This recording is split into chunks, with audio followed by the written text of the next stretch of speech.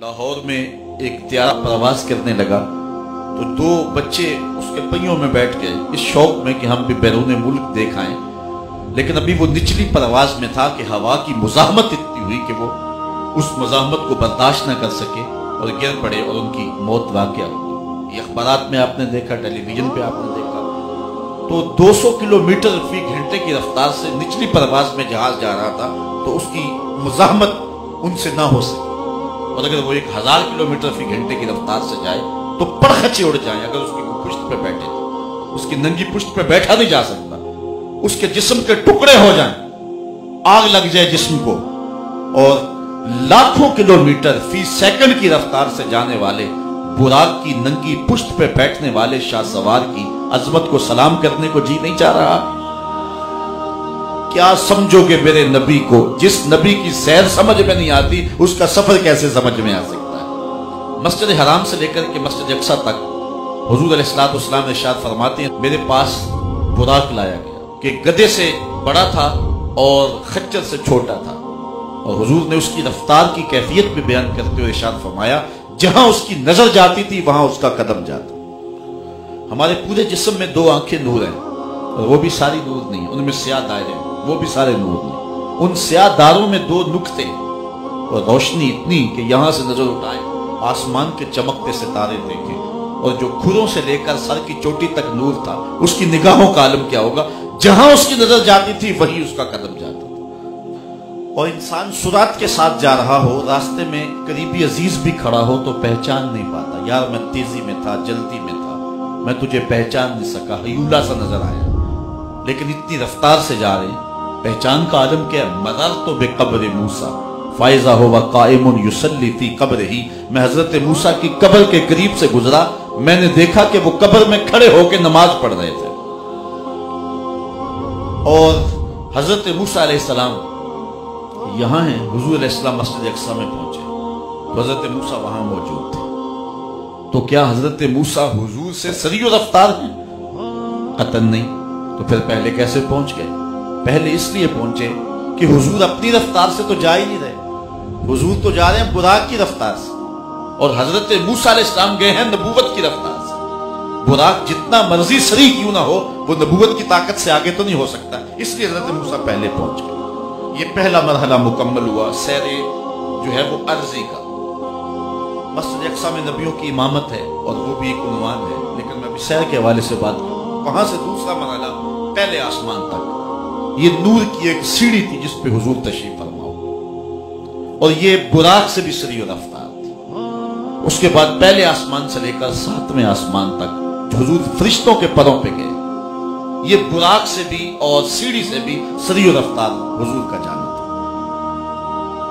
7ویں آسمان سے سدرہ تک جبریل امین کے پروں پہ گئے، اور یہ فرشتوں کی رفتار سے بھی تیز رفتار تھی۔ یہ 4 مرحلے مکمل ہوئے۔ سدرہ پہ جبریل نے عرض کی لو دنوت خطوۃ لا ترکت، اگر میں ایک قدم بھی آگے بڑھوں تو جل کے نہ کوئی فلک تے رہ یار گیا، کوئی جا سدرہ تے ہار گیا، ایک کالیاں زلفاں والا سی جڑا عرش تو بھی لنگ پار گیا۔ وہاں رکے، پھر ایک سبز نوری تخت آیا جس کا نام رف رف بتلایا جا، حضور اس کے اوپر تشریف فرما ہوئے۔ اللہ اکبر۔ پھر ایک وقت آیا کہ رف رف کی بھی منتہائی پرواز آ گئی، اب حضور علیہ السلام رک گئے، جلال و ہیبت کا سامنا تھا، جمال و رحمت ابھارتے تھے، اب تھے نا رب کے حضور جا رہے۔ آواز آئی ادنو منی یا احمد، پیارے رک کیوں گئے ہو، آگے آؤ۔ پھر ایک قدم اٹھا، مسجد حرام سے لے کر مسجد اقصی تک براق پہ، مسجد اقصی سے پہلے آسمان تک نور کی سیڑھی معراج پہ، پہلے آسمان سے 7ویں آسمان تک فرشتوں کے پروں پہ، 7ویں آسمان سے سدرہ تک جبریل امین کے پروں پہ، سدرۃ المنتہا سے نہ جانے کہاں تک رف رف پہ۔ ان 5 مرحلوں میں کل جتنا فاصلہ طے ہوا تھا، ایک قدم میں اتنا فاصلہ طے ہو گیا۔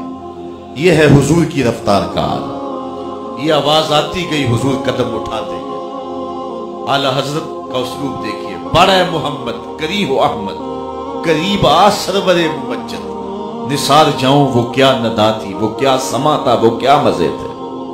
پھر بڑھتے گئے، کہاں تک گئے؟ خرد سے کہہ دو کہ سر جھکا لے، خرد سے کہہ دو کہ سر جھکا لے گمان سے گزرے گزرنے والے، یہاں خود پڑے ہیں جہت کو لالے، کوئی کیا بتائے کدھر گئے تھے، سراغ عین و متا کہاں تھا، نشان کیف و الا کہاں تھا، نہ کوئی ساتھی نہ کوئی راہی، نہ سنگ منزل نہ مرحلے تھے، کمان امکان کے جھوٹے نکتوں تم اول و آخر کے پھیر میں ہو، محیط کی چال سے تو پوچھو کدھر کو آئے کدھر گئے تھے۔ اللہ تعالیٰ نے اپنے محبوب سے اس خاص شب میں کلام فرمایا، محبوب کی جھولی میں بہت کچھ ڈالا۔ علامہ ملا جیون فرماتے ہیں 70,000 اسرار، 70,000 رموز، 70,000 حکایت اور 70,000 احکام حضور کی جھولی میں ڈال دیا، 50 نمازوں کا تحفہ دیا، اور پھر اللہ تعالیٰ جل شانہ نے 50 سے نمازیں تو 5 کر دی، لیکن ثواب جو ہے وہ کم نہیں کیا۔ من جاء بالحسنۃ فلہ عشر امثالہا، جو ایک نیکی کرے گا 10 کا ثواب دیں گے، پڑھو گے تم 5 ثواب 50 کا عطا فرمائے، کیونکہ اس کی باتیں بدلہ نہیں کرتی ہیں۔ اب یہ نماز ہے جو معراج کا خاص تحفہ مصطفیٰ کریم امت کے لیے لے کر کے آئے ہیں، اور یہ ابدیت کا بندے سے اظہار ہو۔ میں کہتا ہوں جو نماز نہیں پڑھتا وہ کیسا عاشق رسول ہے؟ عاشق رسول ہو اور حضور کی آنکھوں کو ٹھنڈک نہ پہنچائے، یہ کیسے ہو سکتا ہے؟ 5 گانا نماز شعار زندگی بنا لے۔ آئیے اپنے رب کے حضور جھکنا سیکھیں، اس سے بڑا بد نصیب کوئی نہیں جو رب کو سجدہ نہیں کرتا۔ قیامت کے دن پہلا سوال نماز کا ہوگا۔